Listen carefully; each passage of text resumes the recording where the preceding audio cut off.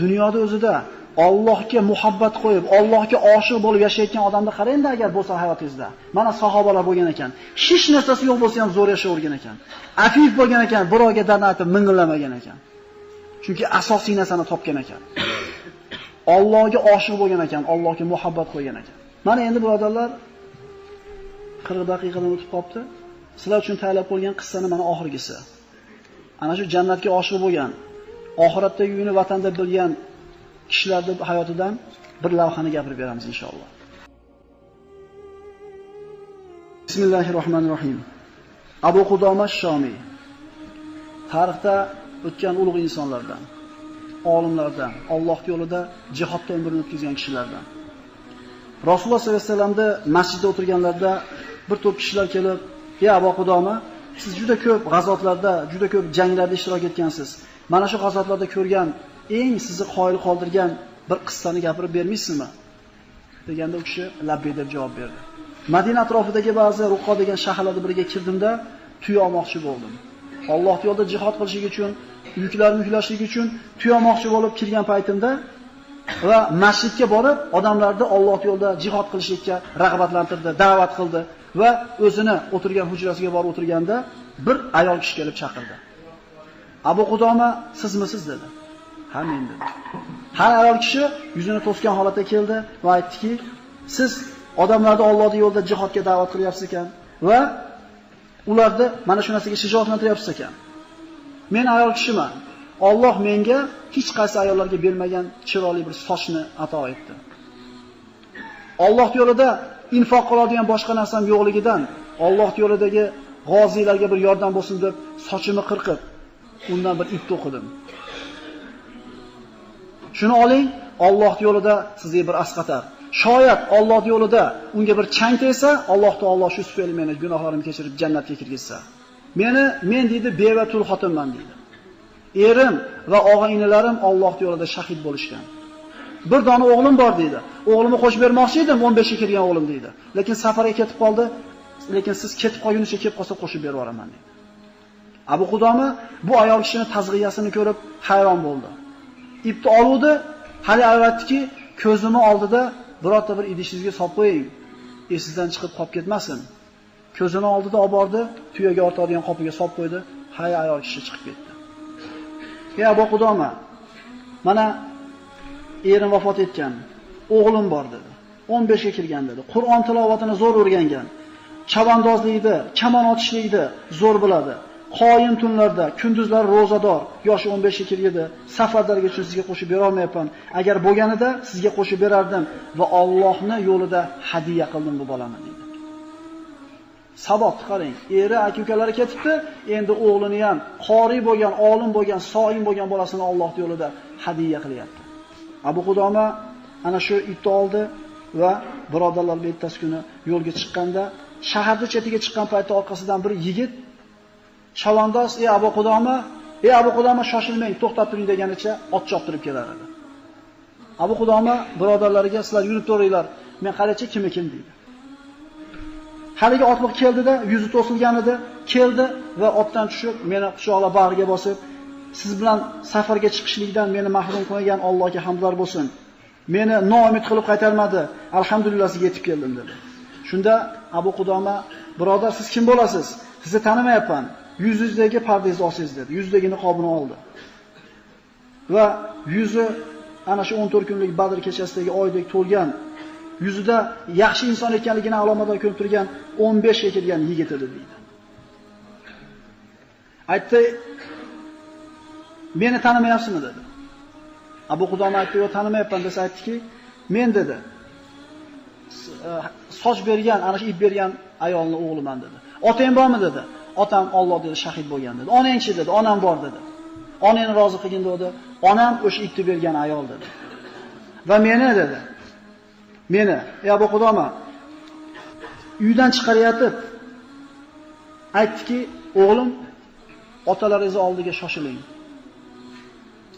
Alloh yo'lida shahid bo'lgan otalaringizga Alloh sizni hamroh qilishligini so'rang va dushmanga ro'baro bo'lganingizda orqaga chekinmaslikka qasd qiling va shahid bo'lsangiz, qiyomatda shafaatingizni menga bo'lishini Allohdan so'rang" dedi. "Ey amaki" dedi bu yigit. Meni yoshimni kichkinaga qarab turib meni qaytarmay orqaga. Men otni zo'r minaman, kamonni zo'r otaman, qilichni zo'r o'ynaman, qoriyman, Rasulullohning sunnatini to'liq bilaman. Meni shahodatdan, shahidlikdan man qilmang dedi. Otam va og'a-inilarimning oldiga borishingdan meni to'smang dedi. Eshitdim, shahid o'zining oilasidan 70 kishini jannatga yetalab ketishlikka qodir bo'ling. Mana shu marhamatdan meni mahrum qilmang dedi. Sayyidi va Mavlay. Onam meni kuzatib chiqaryapti, bag'riga bosib, Parvardigorim, Mavloyim bir dona bo'lgan, ko'zimni quvonchi bo'lgan, qalbimni chechagi bo'lgan farzandimni seni yo'lingda jo'natyapman, hadiyamni qabul qilgin dedi. Abu Qudoma bu yigit so'zini eshitib, yuraklari ezilib yig'laydi. Onasini quvvatiga, toqatiga va yigitning yoshligini qarab turib yig'laydi. O'zlariga hamroh qilib olgandan keyin safarga yurishadi. Bu yigit ketguncha Allohning zikrida bo'lib, kunduzlar roza tutib, kechki payt iftorlikka ularga ovqatlarni qilib, ot minsak, ichimizda eng zo'r ot minadigan o'sha chiqdi deydi. Kamon olsak eng kuchli otadigan shu chiqdi deydi. Shu yigit 15 ga kirgan yigit bizga iftorlik tayyorlagani borib ovqat pishirdi-da, ovqatimiz kech qoldi deydi. Borib qarasam, yigit ko'p xizmat qilganligidan ovqat qozonda qaynayapti, charchaganidan o'tirib yotib uxlab qoldi deydi. Qarab tursam, hali yigit deydi, tabassum qildi, uxlayotgan yigit. So'ngra og'izlari ochilib kuldi, hatto xoholaganda uyg'onib ketdi. Meni ko'rdi-da, nima uchun kuldingiz deb so'raganda yigit aytib berdi. Tush ko'rdim dedi. Tushimda ko'm-ko'k bog'da yurgan edim. Bog'da kezib yurgan paytimda kumushdan bo'lgan qasrni ko'rdim. Derazalari javhardan edi, durdan edi. Eshiklari oltindan edi va ipakdan bo'lgan pardalari bor bu qasrda. Shunda ana shu qasr ichidan parda ko'tarildi-da, ikkita joriya chiqdi-da, yuzlari to'lin oydek chiroyli bo'lgan, "Xush kelibsiz" deb meni ichkariga taklif qildi deydi. Haligi joriyaga qo'lim uzatmoqchi bo'lsam, shoshilmang. Sizga atalgan mardiya ichkarida, biz faqat uni cho'rilar, xizmatkorlarimiz dedi deydi. Shoshilmang. Shunda bir ikkinchisiga aytdi, "Bu ona marziyani kuyovida" dedi. Bir-biriga pichillab turishdi. Mana aytdik, bitta xurga 100 ta cho'ri beriladi. O'sha cho'rilar gaplashyapti. Marzi ichkaridagi marziyani kuyovi shu bo'ladi deb bir-biriga pichir-pichir qilishdi. Ichkariga yetalab olib kelishdi meni deydi. Shunda ichkariga kirdim va ro'paramda bir oltindan bo'lgan qasr bor edi. Qizil oltindan bo'lgan qasr, uni oq kumushdan bo'lgan so'risi bor edi. Ustunlari bor edi, olti dur gavharli bezalgan. Ustida xuddi go'zalligi quyoshdek nurtaratib turgan bir qul o'tirardi deydi. Shuni beradi bu yigit. Agar Alloh sobit qilmaganda aqlini, aqldan ozib olishlik darajasida chiroyli, so'z bilan ta'riflab bera olmayman uni deydi. Oldiga bordim, borganimda aytdiki, bu xur marhaban bek va ahlan va sahlan ya valiyallohi va habibuhu. Ey Allohning do'sti, habibi, xush kelibsiz.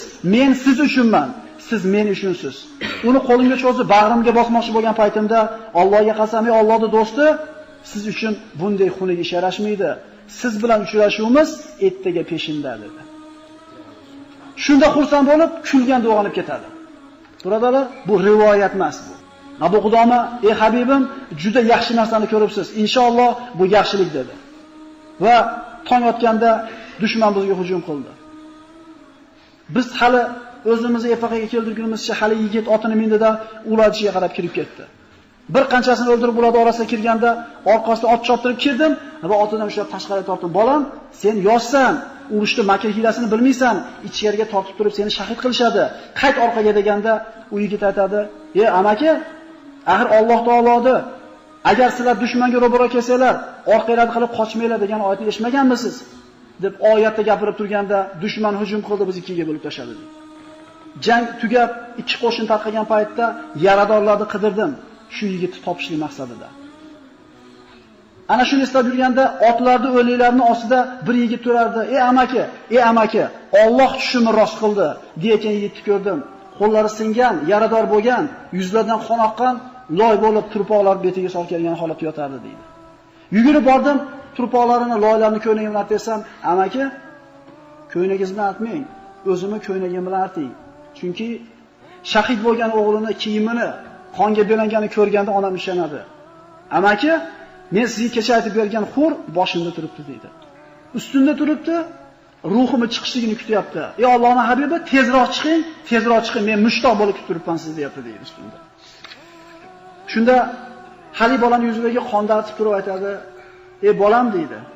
Qiyomat qoyim bo'lganda shafoatingga oladigan kishilar ichida meni ham esdan chiqarib qo'ymagin. Seni men yetalab keldim shu yerga. Yigit aytdi: "Sizda kishilar unutilmaydi" dedi. Amaki, agar Alloh sizni yurtingizga qaytib borishni nasib qilgan bo'lsa, onamni toping va aytingki,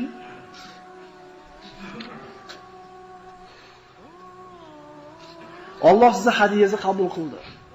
Alloh duoingizni ijobat qildi. Sizdan akam va inalarimga salom aytaman va Alloh huzurida sizni shafoat qilishini Allohdan so'rayman.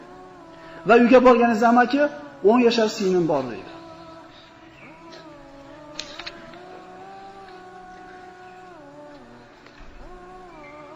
Har safar ketayotganimda meni kuzatib qolardi deydi. Va ketayotganda, bu safar ketayotganimda aka, uzoq ketmang, bizni tashab qo'ymang yolg'iz. Otamiz va boshqa aka-ukalarimiz ketdi. Siz bizni tashab ketmang deb kuzatib qo'ygan edi. Shunga xabar yetkazib qo'ying dedi. Ashhadu an la ilaha illalloh va ashhadu anna Muhammad rasululloh dedi-da, hada ma wa'adana rasul va ma'adana Alloh va rasuluhu va sadaqallohu va rasuluhu. Bu Alloh va rasuli bizga va'da qilgan narsa, Alloh va rasuli va'dasidan chiqdi dedi-da, shahid bo'ldi.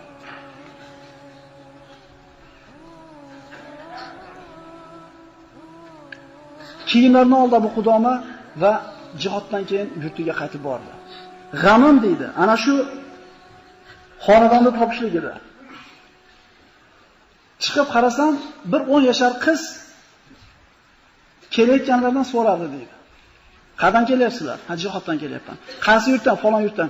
Men akam ham ketganini ko'rmadinglarmi akamni? Kutyapti akasini. Bordi, so'radi. Kim edi akang? Akam falonchi edi. Uyiga yetalatib olib bordi. Hali ayol Abu Qudomani tanidida, "Ey Abu Qudoma" dedi. "Siz menga xushxabar bilan keldingizmi yo ta'ziya bildirgani keldingizmi?"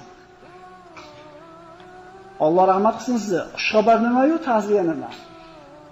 Agar siz o'g'lingiz dushman bilan ro'baro bo'lib, orqasiga qarab qochib ketdi, o'g'lingiz shahid bo'lmadi desangiz, bu ta'ziya bildirganingiz bo'ladi. Yo agar Alloh meni hadiyamni qabul qilgan bo'lsa, bu xushxabar bo'ladi dedi. Unda xususan bo'ling, Alloh sizning hadiyangizni qabul qildi. Shunda singlisi eshitdi shu gapni-da, bitta dodtadi-yu, shu yerda taslim bo'ldi joni.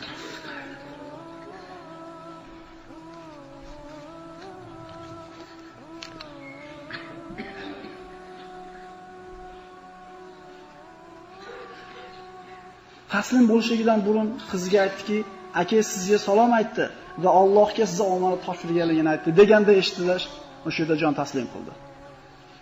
Onasi bolasini ko'tarib ketdi, rivoyatlarda keladi, ichkariga kirib ketdi, eshikni bekitdi. Abu Qudoma javobni xayrlashish uchun kutib turdi, chiqmadi. Kirsa, onasi ham shu yerda jon taslim qilgan bo'ladi.